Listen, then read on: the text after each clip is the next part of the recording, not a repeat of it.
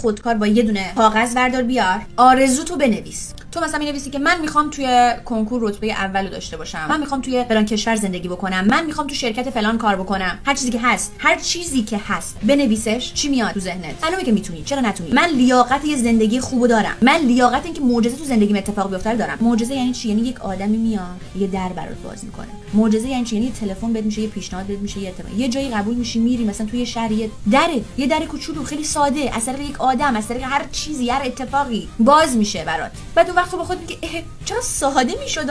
من اینقدر سختش کرده بودم، چرا که نتونم؟ مگه از کی کمترم؟ مگه با بقیه چه فرقی میکنم؟ اونی که تو 2 سال شده میلیونر با عقل و 2 تا 4 تا شو، هرس داری انجامش بده. فکر میکنی نمیتونی؟ بازم انجامش بده. نقش میخوای بازی کنی؟ انجامش بده. الکی اداشو در بیار. همین جوری که داری ذره ذره کوچولو قدم برمیداری نسبت به اون چیزی که هستی، به خدا یهو یه اتفاق میفته. اصلا زندگی خودت رو نگاه کن، اصلا تاریکه. یک اتفاق، یک زنگ، یک آدم، یک جریان، یک معجزه، یک خوش شانسی میتونه تو رو از اینجا ببره اینجا یا نه؟ میتونه. همه چیز شدنیه.